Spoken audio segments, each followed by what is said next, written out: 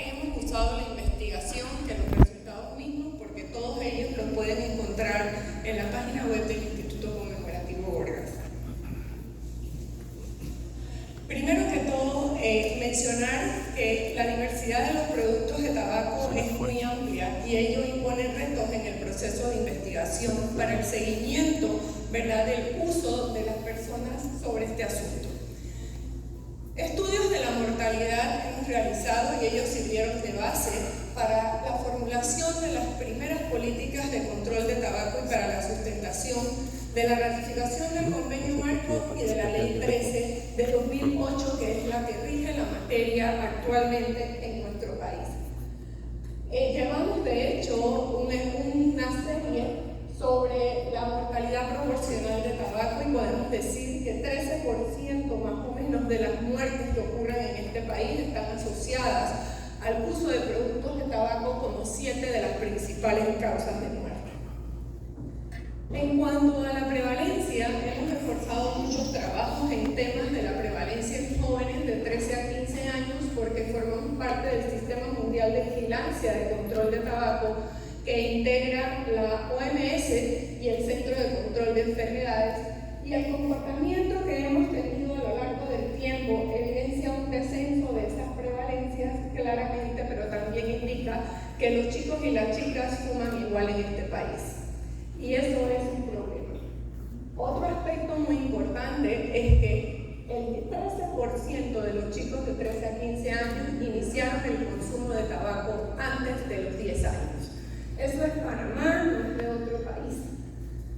Y por otra parte está el tema de la susceptibilidad de iniciar el consumo, que se mide a través de varias variables dentro del estudio, y que nos indican que estamos próximos al 16% de jóvenes que no han iniciado a fumar, pero que podrían comenzar con este hábito. Por otra parte, como dije antes, están las prevalencias por tipo. Si nosotros apreciamos acá en los productos convencionales, el cigarrillo sigue siendo el que tiene la prevalencia más elevada. Pero luego también iniciamos en el año 2017 la medición de la prevalencia de uso de narguilé, porque se puso muy de moda en el país y eso ha generado, ¿verdad?, unos retos adicionales, viendo pues que el 4,1% tiene una prevalencia actual de uso de estos productos. La novedad: los vapeadores, sistemas electrónicos administradores de nicotina, pipas electrónicas, etc. Tenemos una prevalencia de 6,4 en la última medición desde el 2017, con un problema adicional, que tenemos un uso concomitante de varios productos de tabaco y que, a diferencia de lo que la industria en algún momento plantea, que los cigarrillos electrónicos van a ayudar a dejar de fumar a la gente, lo que ocurre es un consumo duplo que potencia entonces la adicción en estos chicos. Si nosotros nos miramos comparativamente en términos de los jóvenes con la región de las Américas, tenemos una prevalencia de 7,8, una de las más bajas ciertamente, y en el caso del cigarrillo electrónico también una de las más bajas. Aquí el país que arrasa con la pandemia de uso de cigarrillos electrónicos en los Estados Unidos, que tiene una prevalencia de 19% y que ya ha tenido problemas de salud en su población, como lo que es la neumonitis lipoidea, que ha matado varias personas durante los finales del año 2019. En algún momento hicimos un estudio en estudiantes de tercer año de 4 profesiones de la salud y creo que a ninguno nos debe sorprender que la prevalencia más alta se reportó en odontólogos y en estudiantes, de odontología y de medicina.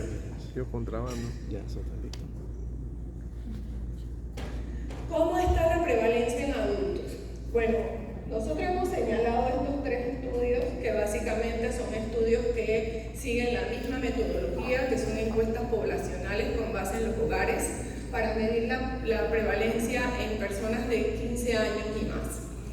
Estos estudios anteriores se registran en la literatura, sin embargo, han sido estudios muy puntuales que no permiten realmente una comparación. Lo cierto es que a partir de la Encuesta Nacional de Salud y Calidad de Vida realizada en el 2007, teníamos una prevalencia de 9.4 y con los resultados de la Encuesta Nacional de Salud de Panamá llegamos a un 5%. Ese es un valor importante desde la perspectiva de lo que se conoce en tabaco el final del juego. El final del juego empieza cuando las prevalencias son de 5% o menos.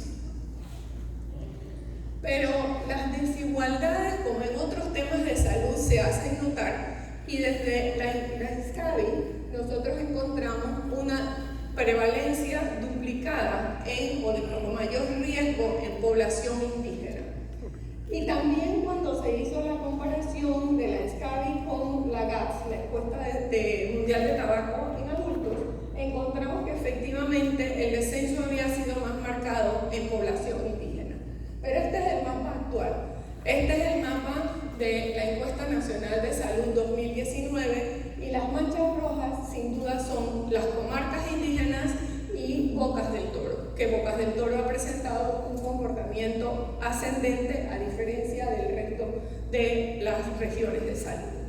Con respecto a la prevalencia de uso de productos electrónicos, encontramos una prevalencia de menos de 1% en la población adulta, es decir que todavía no se ha logrado convertir en un verdadero problema de salud pública para este bloque de población según estos datos. Pero bueno, también estudiamos la exposición al humo de tabaco. La exposición al humo de tabaco fue uno de los primeros estudios que hicimos con Hopkins. Esto fue antes de la prohibición de fumar y fueron insumos que utilizamos para sustentar en la Asamblea Nacional de Diputados que necesitábamos ir a una prohibición total de fumar en diferentes áreas. Y como ven, los bares, los restaurantes y el aeropuerto eran los sitios de mayor concentración de nicotina medida a través de diferentes tipos de indicadores y promedios de medición.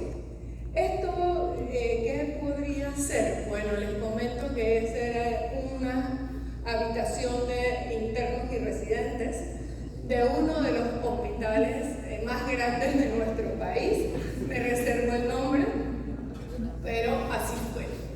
También hicimos en este campo un estudio en hogares voluntarios, en donde estudiábamos la concentración de nicotina en cabello de mujeres y de mujeres no fumadoras y niños entre 3 meses y 10 años, encontrando efectivamente una concentración de nicotinina en cabello muchísimo más elevada en los niños que en las mujeres.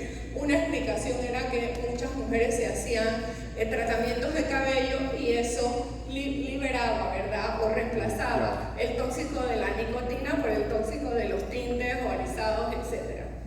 Y de allí también se destaca que los lugares públicos deben ser libres de humo de tabaco según lo que indican tanto fumadores como no fumadores. Entonces, todos estos insumos los utilizamos para avanzar en la ley.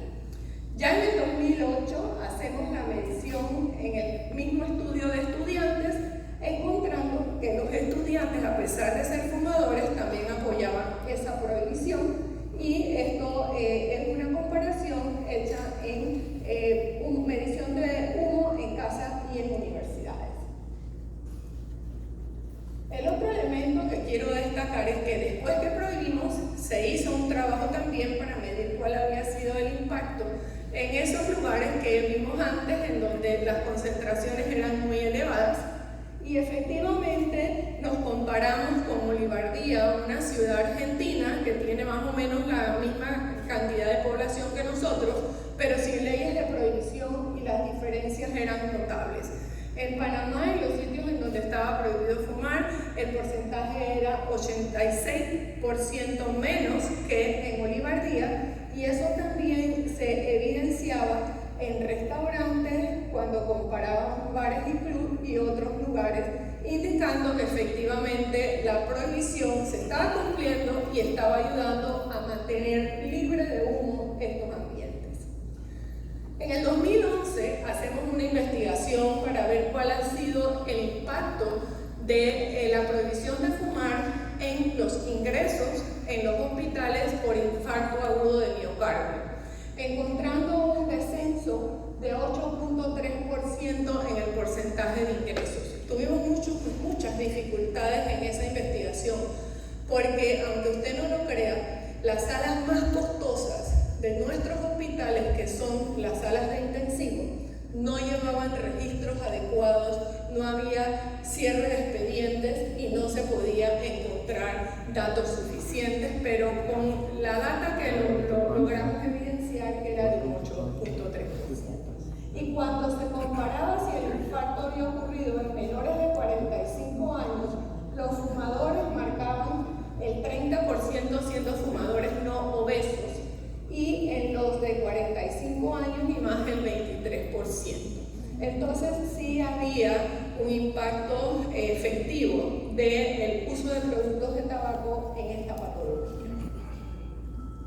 Por otra parte, también medimos el cumplimiento de las medidas de ambientes libres de humo, tanto en la encuesta de tabaco en adultos, encontrando que a pesar de la prohibición en las terminales de transporte y en las áreas comunes de edificio, todavía se encontraba una percepción de la gente que allí se estaba fumando y no se estaba cumpliendo la ley. Situación similar se identifica en torno al conocimiento de la norma.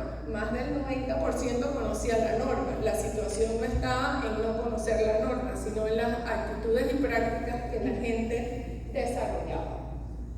En la encuesta de tabaco en jóvenes de 2017, encontramos un cumplimiento según la opinión de los chicos, porque este es un estudio de opinión, que indicaba que había un cumplimiento de la normativa del 66.6%. Cuando mirábamos la prohibición o en la exposición de estos jóvenes en espacios públicos cerrados y en espacios públicos abiertos, pero ciertamente más del 80% estaba a favor de que se prohibiera fumar en esos ambientes.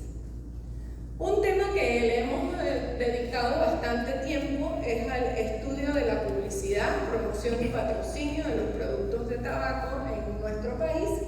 Y definitivamente en la encuesta de estudiantes de profesionales de la salud, cerca del 96%, o sea, es diferenciado, pero vemos aquí que supera el 60% de los estudiantes que opinaban que debía darse una prohibición total. Pero aquí para recordar las imágenes de publicidad que teníamos en el 80 y las del 90, porque esas son imágenes que ya no vemos. O sea, y que los que son bastante más jóvenes a esa época probablemente ya no recuerden, porque con la prohibición de la publicidad se eliminó todo este tipo de publicidad, por lo menos en medios de comunicación.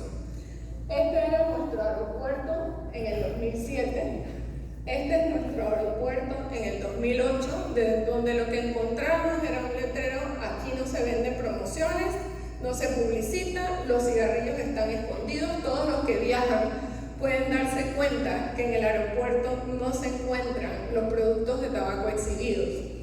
Y nuestro gran problema continuo tiene que ver con los actores y actrices que todavía fuman en las películas y que se hacen mucho más sensitivos cuando se ven películas en streaming, ¿verdad? Next TV, por ejemplo, si ustedes se fijan, en casi todas las películas hay una o más escenas en donde aparecen actores o actrices fumando. Pero este tema lo investigamos y buscamos las películas de cine, las películas de televisión nacional, las películas de cable, encontrando que la exhibición mayor se hace en películas porque ellas se clasifican, ¿no? Y están las películas de 18 años y más, y allí es donde se hace la mayor promoción, pero al final, en proporción global, es un 20%. Lo mismo pasa en los canales de televisión. Tenemos las películas, las famosas novelas, son el otro punto en donde se concentra la mayor cantidad de publicidad. Y a nivel de cable, igual, las películas, las novelas y las series. La percepción sobre las medidas y qué resultados tenemos. Bueno, la gente está muy de acuerdo y algo de acuerdo con la prohibición de la publicidad en un 80%. O sea que desde la perspectiva de la aceptabilidad de la norma es bastante buena, y lo que buscamos con la investigación es generar evidencia, pero también identificar cómo se está cumpliendo la normativa en el país. Otro aspecto estudiado es el empaquetado y etiquetado de productos de tabaco. Si los que fuman aquí, que creo que deben ser pocos, podrán darse cuenta, espero por lo menos que sean pocos, saben que en los paquetes de cigarrillo hay una advertencia sanitaria, y esa advertencia pues se discute en la Comisión de Tabaco y se definen cuáles son las advertencias que vamos a poner, y nos buscan pleito la industria porque dice que nuestras advertencias denigran su producto, pero su producto mata a la gente.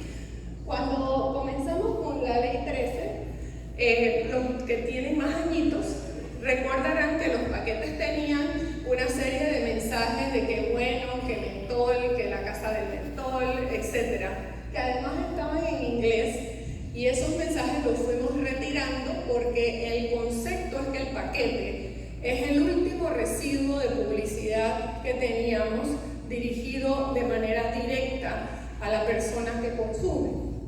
Esta cajetilla, por ejemplo, muy bonita, muy atractiva, pero el Ministerio de Salud no la dejó salir, o sea, nunca dio la luz al público panameño, y lo que mandamos fue una cajeta azul sin nada de esas cosas muy bonitas. Entonces, se investiga en la encuesta en jóvenes qué impacto producen en los jóvenes estas advertencias, y la conclusión es que los jóvenes reconocen la política, las miran, aceptan las advertencias sanitarias, y por otro lado, en la encuesta de tabaco en adultos también encontramos que notan las advertencias, pero que además los fumadores actuales dicen que los hace pensar por lo menos en dejar de fumar. Hicimos una investigación en el 2009 siguiendo un modelo del ITC, donde investigamos a 993 fumadores en Panamá y Colón, y los resultados fueron muy interesantes. El 40% dijo que las advertencias lo hacen pensar en dejar de fumar, 87% reconoce y acepta que las advertencias son algo ciertas o muy ciertas, y el 93% observó las advertencias en alguna medida. Por supuesto que hay más detalles que no tengo tiempo para compartirle ahora, pero como parte de los estudios de publicidad, entonces también identificamos con la gente qué piensa de las cajetillas. En rojo, lo que piensan los fumadores, y dicen que debemos quitar los colores brillantes, los términos engañosos, y que las advertencias deben ser más grandes. Y en azul, lo que dicen los no fumadores, y es que debemos exigir un logo sencillo, controlar la publicidad en redes sociales y continuar colocando advertencias grandes. Pero a raíz de que nosotros prohibimos la publicidad, la industria cambió su estrategia porque ya no podía poner mensajes escritos en la cajetilla, y se establecieron los códigos de colores. Entonces, los rojos y los negros eran productos fuertes, altos en nicotina. Los verdes eran los mentolados, y la gama de grises y blancos, dorados, eran suaves, ultra suaves o frescos, y así lo reconocía la gente, porque esta es una encuesta hecha a la gente. Además de eso, investigamos para ver si llegamos a poder tener nuestro empaquetado genérico, empaquetado sencillo. El empaquetado sencillo implica que todas las cajetillas, independientemente de la marca, son de un solo color, con una advertencia sanitaria y con una marca pequeña abajo, con una advertencia más grande, y las normas del empaquetado son exactamente las mismas. Usualmente conocemos esta apertura, que es la que tradicionalmente se ha usado, pero la industria trató de introducir una apertura lateral para que cuando los chicos o las personas se metían el paquete en el bolsillo pudieran abrirlo desde el bolsillo y no pudieran ver las advertencias. Cuando llevaron esa cajeta al ministerio para su aprobación, hicimos un ejercicio con varias personas en el ministerio y vimos la facilidad y por supuesto eso no salió al mercado. Aparte de eso, pues es por eso que me quieren tanto.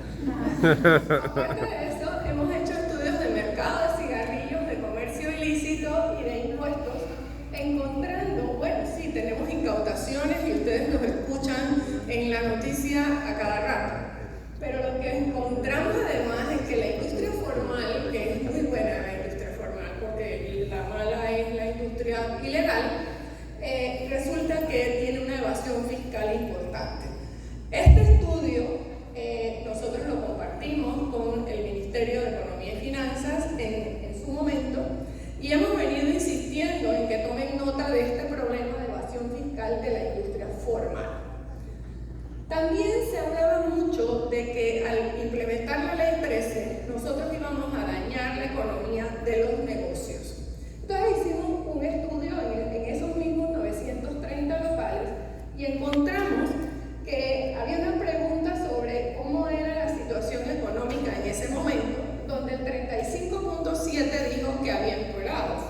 Pero cuando preguntamos la situación económica vinculada con las prohibiciones de uso de productos de tabaco en los locales, dijeron que 20%. Entonces, literalmente, esto no está vinculado al tema de la norma, sino a la condición económica general. Además de eso, el 92% dijo que estaba de acuerdo con la norma y el 88% dijo que le habían beneficiado en los aspectos ambientales de sus locales, hablando básicamente de bares y restaurantes. 2.9% dijo que el negocio se había afectado y 3.9% indicó que había que habilitar espacios para fumadores. Otro elemento para el que hemos usado la investigación fue para el incremento de los impuestos al tabaco.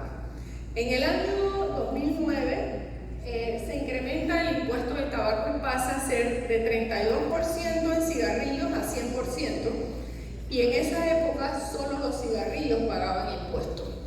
Resulta que con datos de la ENSCABI logramos identificar más o menos cuánto era el costo que generaba a la atención de salud y con eso logramos que en una de las revisiones que se hicieron en el 2009 en la Ley 69 de equiparación fiscal se incrementaran los impuestos al tabaco. El resultado desde el punto de vista de los ingresos fiscales es que aumentaron y esta caída que se da aquí está vinculada básicamente a la pandemia.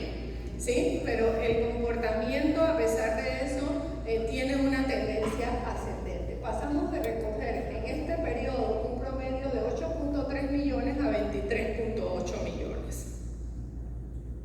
También, entonces, ¿qué produjo ese incremento de impuestos? La proyección que se tiene a nivel de la Organización Mundial de la Salud es que el 75% del precio debe ser atribuido al impuesto. Resulta que en el año, cuando teníamos 35%, eso equivalía a 31.2%. Y ahora que tenemos el 100%, equivale al 59.2%. La conclusión es que hay que seguir aumentando el impuesto. Lo que dice la industria, si aumenta más el impuesto, hay más comercio ilícito. Y hablan de 80, 92%. Cualquier día dicen que todo lo que se consume aquí es ilícito. Lo cierto es que no le pedimos la evidencia y no son capaces de dar la evidencia. Y con los precios, porque el impacto tiene que ver con que el precio cambie, vemos que aumentó en $2 más o menos tanto para las marcas de precio más bajo como para las marcas de precio más alto. En la medición que nosotros hemos hecho en la encuesta de tabaco en adultos, nos dice que el comercio ilícito está alrededor del 33%. No es una cifra linda, pero no es el 80%, no es el 92%, Y lo que pretendemos es que cuando hagamos esta encuesta nuevamente, que nos toca en el 2025, podamos hacer nuevamente estas mediciones. Adicionalmente, vemos pues que la etiqueta también es utilizada, como ya lo mencioné, el 78% de los fumadores indica que los hace pensar en dejar de fumar, y en el 85.5% de los no fumadores dice que ellos no quieren tener nada que ver con eso. Eso fortalece el desarrollo de las clínicas de cesación que tenemos en el país, que ahorita mismo son 56, en donde se ofrece atención gratuita y se dan medicamentos gratuitos a los fumadores que se pagan a través de los impuestos al tabaco. Al final, todas estas investigaciones han impactado o en la formulación de las leyes o en la vigilancia y seguimiento del cumplimiento de las leyes, y esta es la gama de legislación que contamos en el país. La última situación es que efectivamente nosotros teníamos prohibido la comercialización de vapeadores desde el año 2009 por una resolución de la Dirección General, y que se vino revisando, etcétera, etcétera, y se le dio sostenibilidad porque la investigación científica no da evidencia de que estos productos ayudan a dejar de fumar.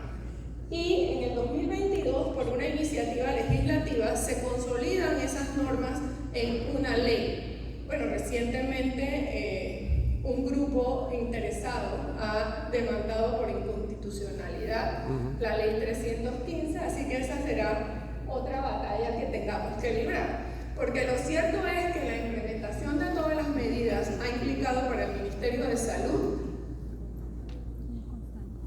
demandas contenciosos administrativos, que han sido como 5, demandas de inconstitucionalidad, que han sido como 4, y los resultados de estas demandas todas han sido falladas a favor del MINSA, a favor de la implementación, pero la evidencia científica que se ha generado en el país y la evidencia científica procedente de otros países ha sido sustantiva para poder defender las medidas que aplica el Ministerio de Salud. El MINSA, por su parte, ha recibido cuatro galardones, unos por ambientes libres de humo, otros por el desarrollo de la GATS, otros por la aprobación de impuestos, y este fue un reconocimiento de una ONG dedicada a la salud cardiovascular.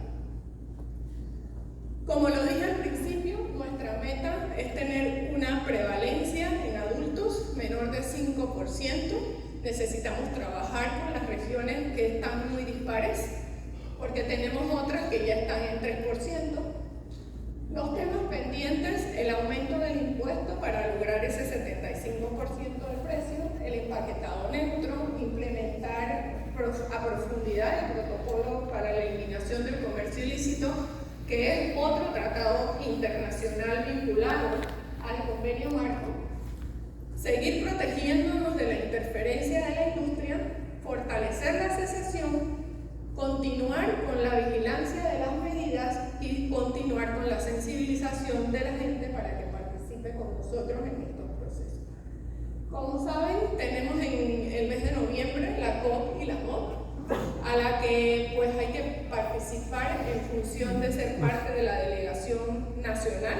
Esperamos que la viceministra nos acompañe, aprovechando que está aquí, ¿verdad? Porque son dos eventos trascendentes para lo que tiene que ver con la regulación mundial de las medidas de control de tabaco. Y este es el equipo investigador. Está por ahí. ¿Dónde están? Hacen la mano.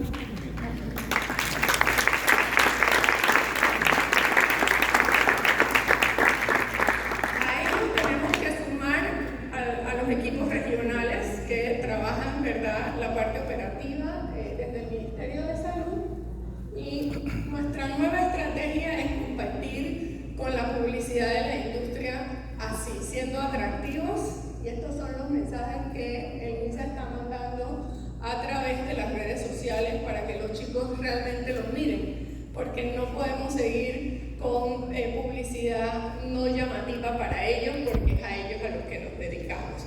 Entonces, esto quería compartirles de manera muy rápida, espero no haberme pasado del tiempo y y si no, pido disculpas.